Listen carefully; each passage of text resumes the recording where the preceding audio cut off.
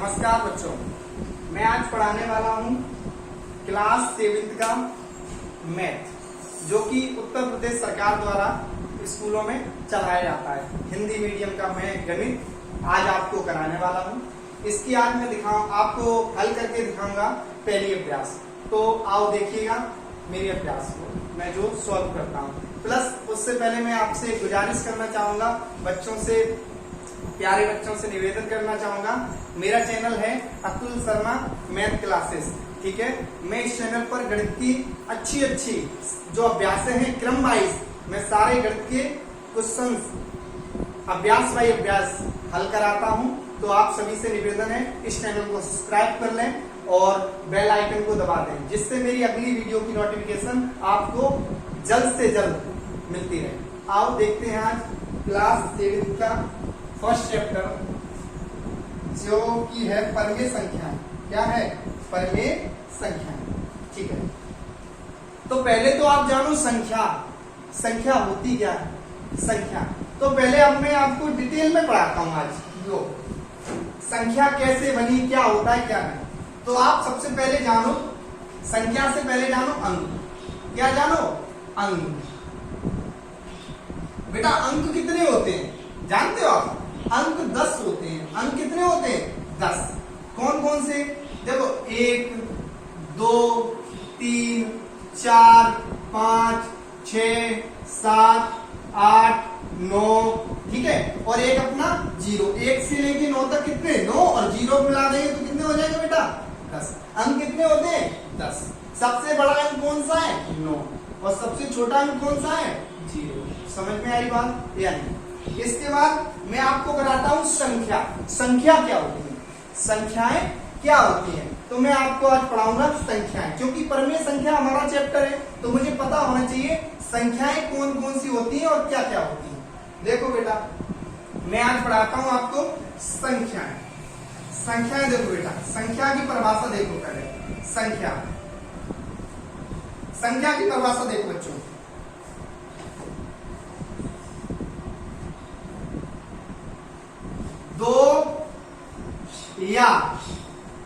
दो अंकों,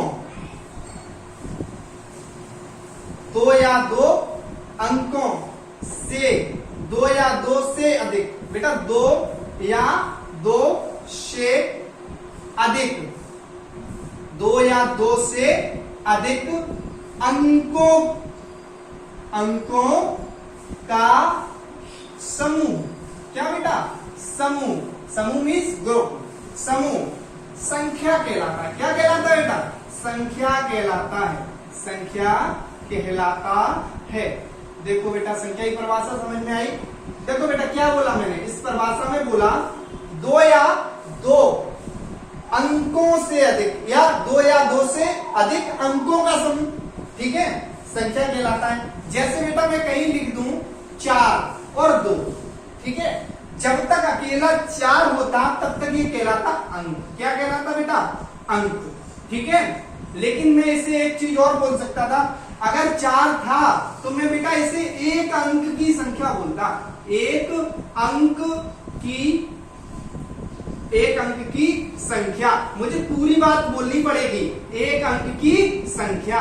लेकिन अगर मैंने इसे कहीं 42 लिख दिया तो बेटा आपने इसे 4 और 2 तो पढ़ा ही नहीं। आपने क्या बोला इसे? ये क्या है? संख्या है। क्या है बेटा? संख्या है, क्योंकि इसमें अंक कितने हैं? अंक कितने हैं बेटा? इसमें अंक इसमें 2 हैं, इसीलिए आपने क्या बोला? संख्या। क्योंकि परिभाषा कहती है 2 या 2 अंकों से अधिक का समूह संख्या कहलाता है। समझ में आया बेटा संख्या की परिभाषा? अब जानो संख्या के प्रकार। अगर मैं यहाँ पे लिख दूं 3, 6, 4, तो ये बेटा 3 अंकों की संख्या। ठीक है, ये अंक नहीं। मैं इसमें पूछूं कितने अंक, तो इसमें 3 अंक। लेकिन अंकों की संख्या क्या है? ये 3 अंकों की संख्या या फिर संख्या। इसे दोनों ही चीज बोल सकते हैं आप। लेकिन किसी अकेले अंक को आप संख्या नहीं बोल सकते, या फिर उसे बोलो एक अंक की संख्या, या फिर उसे बोलो अंक। समझ में आया बेटा? तो आप जानिए संख्याएं कितने प्रकार की होती हैं। बेटा वीडियो को रोक के आप देख सकते हो। ठीक है, यदि आपको समझ में नहीं आ रहा तो आप दोबारा भी देख सकते हो। तो बेटा मैं कराऊंगा आप सबसे पहले संख्याएं। क्या कराऊंगा? मैं अब आपको पढ़ाने वाला हूं संख्याएं। संख्याएं संख्याएं तो बेटा पहले जानो संख्याएं होती कितनी है। बेटा संख्याएं तो बहुत सारी होती हैं, ठीक है, उसमें मेन आपको कराऊंगा मैं। जैसे कि आपने पढ़ी होगी प्राकृतिक संख्या, प्राकृतिक संख्या, ठीक है, प्राकृतिक संख्या। दूसरी आपने पढ़ी होगी पूर्ण संख्या, कभी पढ़ी हो या ना पढ़ी हो तो आप पढ़ लो, पूर्ण संख्या। तीसरे नंबर पे बेटा आती है सम संख्या। कौन सी आती है? सम संख्या।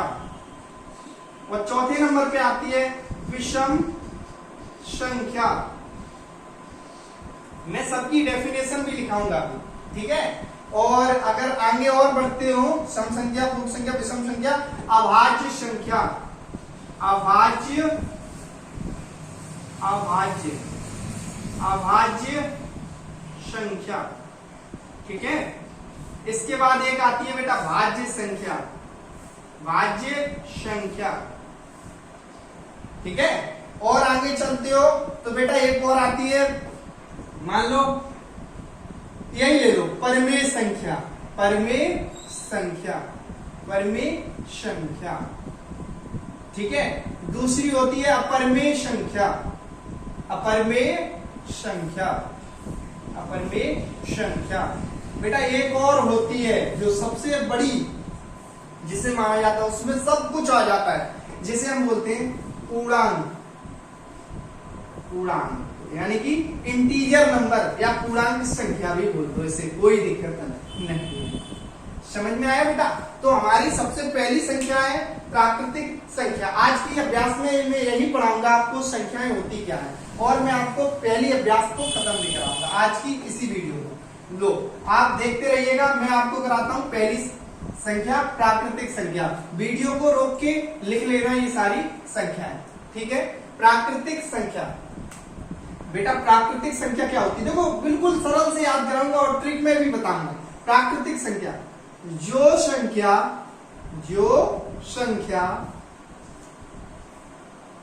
एक से, कहां से बेटा? एक से प्रारंभ होकर अनंत तक जाए। कहां तक जाए? अनंत तक जाए, ठीक है, प्राकृतिक संख्या कहलाती है। प्राकृतिक संख्या कहलाती है, ठीक है बेटा। नहीं समझ में आया? यहां पर अनंत का मतलब नहीं समझ में आया होगा कुछ बच्चों को, तो अनंत का मतलब देखो बेटा, अनंत का मतलब क्या होता है? अनंत का मतलब आपने खूब मेरे बार बहुत सारी बार आपने देखा होगा, आप बच्चों से कह देते हो अनगिनत, बोलते हो ना, अनगिनत यानी कि जिसकी कोई गिनती की ना जा सके, ठीक है। तो अनगिनत तक, एक से पढ़ना शुरू हो जाए, 1 2 3 4 5 अनगिनत तक पढ़ते चलेगा, तो वो सारी संख्या बेटा क्या कहलाती है? प्राकृतिक संख्या कहलाती है, ठीक है। अनंत का मतलब होता है अनगिनत, अनंत यानी कि अनगिनत, अनगिनत, ठीक। तो यानी कि इसका मैं जैसे लिखना चाहूं तो मैं इसे कैसे लिखूंगा? जैसे मैं अगर मैं लिखूं तो मैं कैसे लिखूंगा बेटा? इसे 1 से प्रारंभ करूंगा, 1 2 3 4 5 6 7 और ऐसे ही चलती जाएगी। कहां तक जाएगी? ये अनंत का चिन्ह होता है, चाहो तो हिंदी में लिख लो अनंत, ठीक है। ये अनंत का चिन्ह होता है बेटा, अनंत तक जाती है। समझ में आया बात या नहीं? तो ये होती है बेटा प्राकृतिक संख्या। आप चाहें तो स्क्रीनशॉट भी इसका ले सकते हैं, या फिर आप इस वीडियो को रोक के लिख लें, ठीक है बेटा। मैं इसको बिगाड़ता हूं, अगली मुझे संख्या करानी है इसलिए।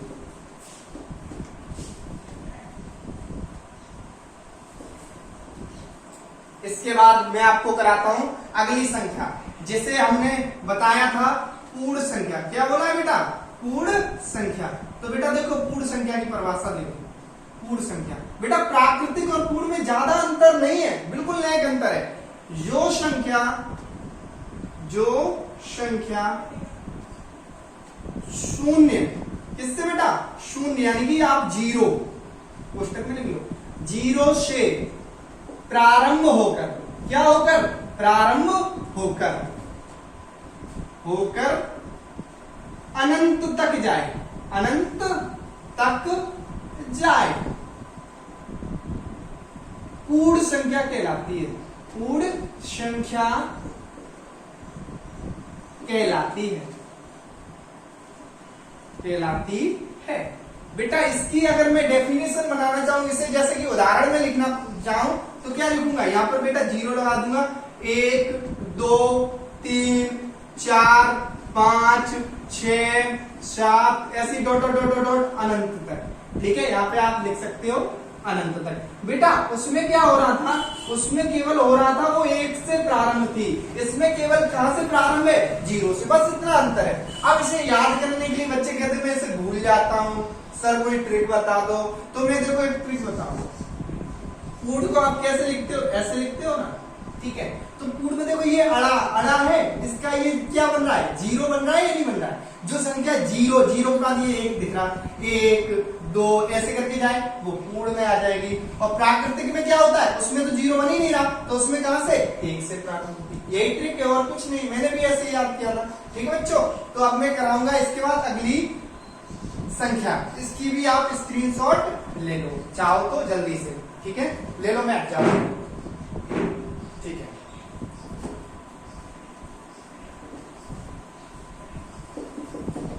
इसके बाद बच्चों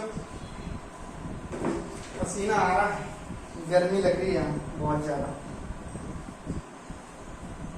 इसके बाद बेटा आती है सम संख्या। कौन सी संख्या, सम संख्या। सम संख्या किसे कहते हैं, ठीक है बेटा। मैं एक, ये खास तौर पे ऐसी कोई परिभाषा नहीं है, लेकिन मैं लिखा रहा हूं। देखो, जिन संख्याओं का अंतिम अंक, कौन सा अंक, अंतिम अंक, ठीक है, 0, 2, 4, 6, 8 हो, सम संख्या कहलाती है, सम संख्या कहलाती है। जैसे कि मैं आपको करके दिखाऊं बेटा, कौन सी होती है सम संख्या, जिनका अंतिम अंक 0 से लेके 8 होना चाहिए। जैसे कि मैं आपको दिखाऊं बेटा, कोई संख्या लिखी 8 4 6 5 8, मान लो ये 8 3 4, बेटा इसका अंतिम अंक क्या है, 4 है या नहीं है, 4 है, तो ये बेटा पूरी सम संख्या है। ठीक है, कहीं पे लिखा है 7 5 2 6 8 3 2, इसका अंतिम अंक 2 है, तो ये क्या है बेटा, सम संख्या है। अगर मैं इसकी सीरीज की बात करूं तो बेटा बहुत लंबी जाएगी, यहां से 1 से नहीं, 0 2 4, बेटा 0 सम संख्या में नहीं आती है, ये बात याद रखना बस। 0 4 6 8 10 12 14 16 18 20 22, ठीक है बेटा।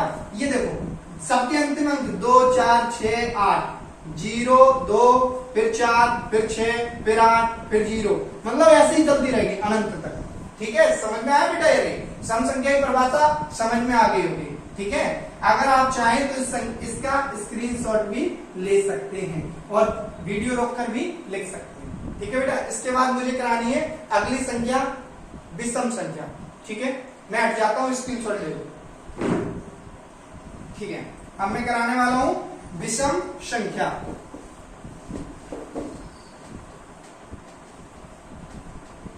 बस थोड़ा सा अंतर है, पूरी क्यों बिगाड़ूं, समय ज्यादा बर्बाद होता है। विषम संख्या, विषम संख्या, जिन संख्याओं का अंतिम अंक 1 3 5 7 9 हो। अब बेटा उसमें क्या था, 0 2 4 6 8 हो, इसमें क्या है 1 3 5 7 9 हो, तो वह संख्या क्या होगी बेटा, विषम संख्या होगी। कौन सी होगी, विषम। जैसे कि मैं कहीं लिख दूं 8 6 5 4 1, तो ये बेटा विषम है। ठीक है, तुरंत पकड़ लोगे।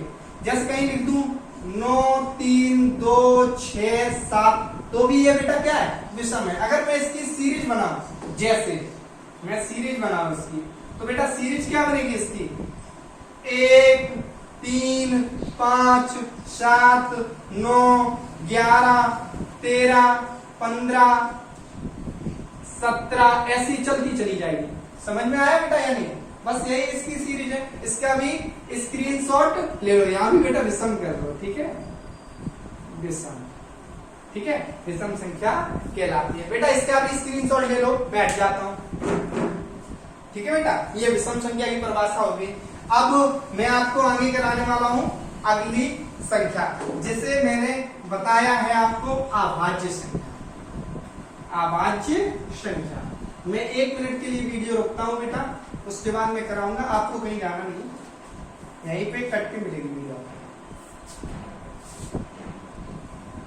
लो बच्चों मैं आ गया, मैंने लिया था 1 मिनट का ब्रेक। मैं आपको कराने वाला हूं बेटा आगे कौन सी संख्या, अभाज्य संख्या। बेटा ये बहुत गौर से समझना, क्योंकि यही एक ऐसी संख्या है जिसमें पूरा गुणनखंड नियम लागू है, ठीक है। अभाज्य संख्या, इसकी बेटा कई परिभाषाएं हैं, लेकिन लोग बाग इसकी केवल एक रटी रटाई परिभाषा लिखाते हैं। मैं आज आपको इसकी दूसरी भी परिभाषा लिखाऊंगा, आप देखोगे कि हाँ ये सब में अलग बताई। बेटा इसकी परिभाषा सभी लोग लिखाते हैं, वो लिखो पहले। जो संख्याएं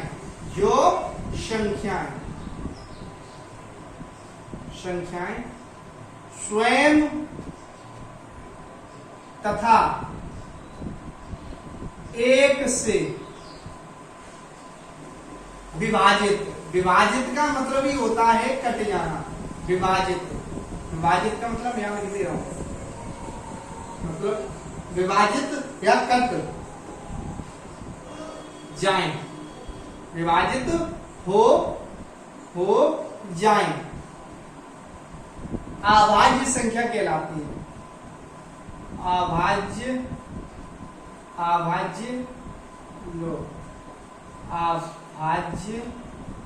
संख्या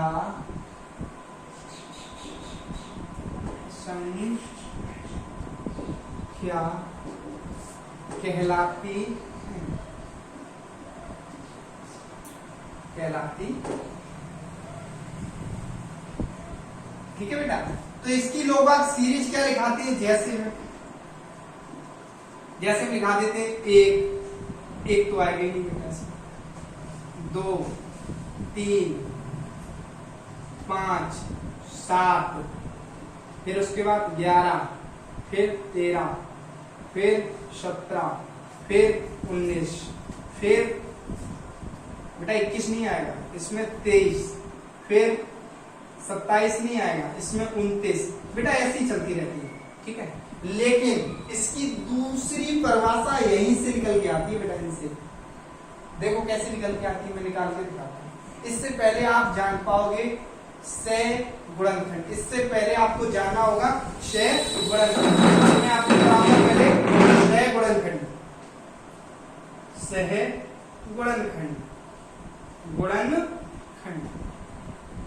जिसे हम इंग्लिश में बोलते हैं कोऑफरेंट,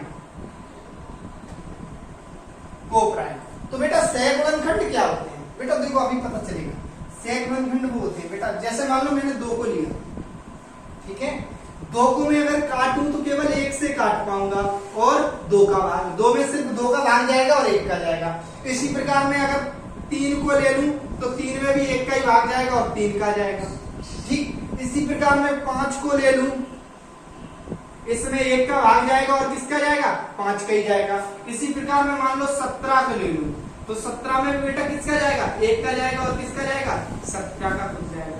तो बेटा सह गुणनखंड क्या होते हैं, बेटा जिनों से भाग जा रहा है, ये देखो 1 से जा रहा है, 2 से जा रहा है, इसमें भी 1 से जा रहा है, 3 से जा रहा है, तो बेटा इसके सह गुणनखंड कितने हो गए, 2।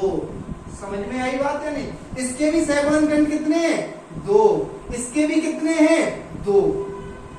यानी कि कहने का मतलब क्या है, जिन संख्याओं का, यही है परिभाषा दूसरी, जिन संख्याओं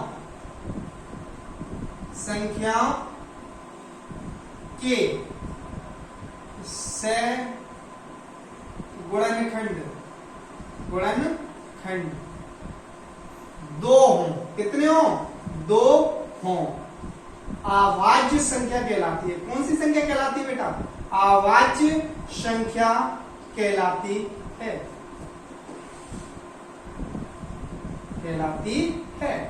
नहीं समझ में आई बात? कहने का मतलब क्या है बेटा? यही दूसरी परिभाषा है, ये कोई नहीं लिखा था।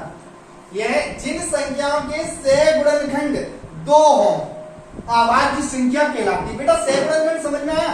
अगर मैं इसे काटूंगा तो सिर्फ 7 से काट पाऊंगा 17 को, और 17 से ही काटूंगा, यानी ये दो से ही कट रही है, यानी दो चीजों से ही कट रही है, यानी कि ये दो ही संख्याओं से कट रही है। एक 17 होगी और एक होगी।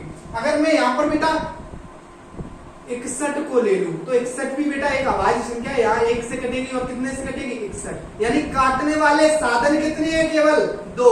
और जहां पर काटने वाले साधन 2 होते हैं वही तो अभाज्य संख्या। मेन परिभाषा तो यही है, जिस संख्या के से गुणनखंड कितने हो? 2 हो, वह संख्या कैसी कहलाती है? अभाज्य संख्या कहलाती है। आप इस संख्या का परिभाषा की स्क्रीनशॉट ले लें और इसको लिख लें, बहुत ही इंपॉर्टेंट है। ठीक है, मैं हट जा रहा हूं 1 सेकंड के लिए, ले लो स्क्रीनशॉट भाई जल्दी से। हाँ, अब मैं बिगाड़ने जा रहा हूं बेटा, इसके बाद मुझे करानी है भाज्य संख्या।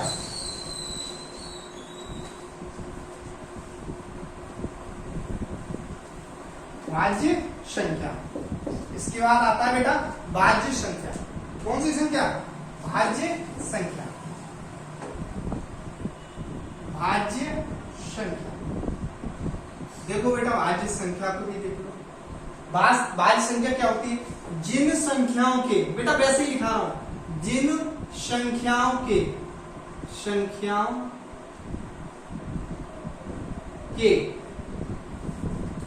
क्षय गुणनखंड, बेटा कितने?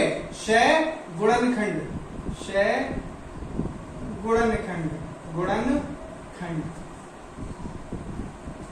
2 से अधिक हो, 2 से अधिक हो। बेटा समझ में आएगी अभी? 2 से अधिक हो, भाज्य 2 से अधिक हो, भाज्य संख्या कहलाती है। कौन सी संख्या कहलाती है बेटा? भाज्य संख्या कहलाती है। संख्या कहलाती।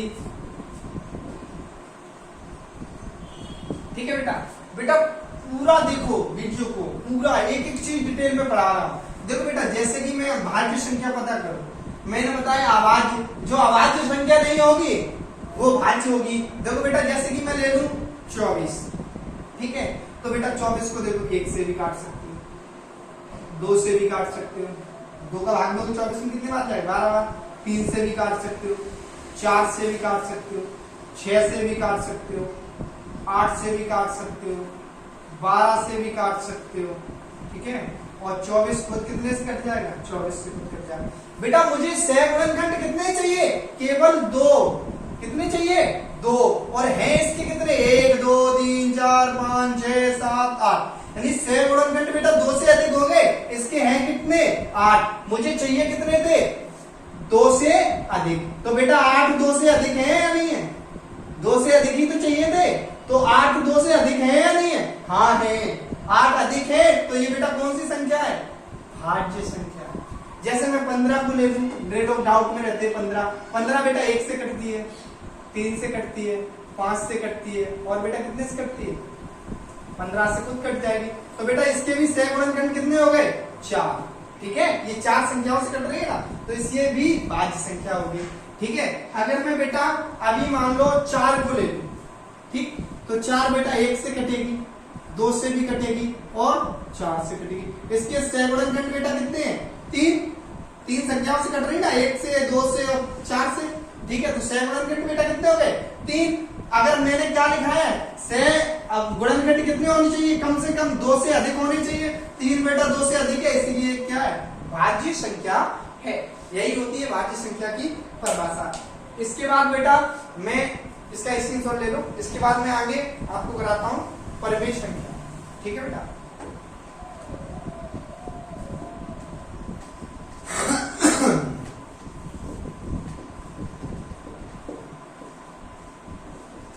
परिमेय संख्या की परिभाषा मैं कराता हूं बेटा अभी। अब आते हैं अपनी परिमेय संख्या, इसके बाद मैं आ जाऊंगा अभ्यास पे अगली वीडियो में। परिमेय संख्या बेटा क्या होती है? परिमेय संख्या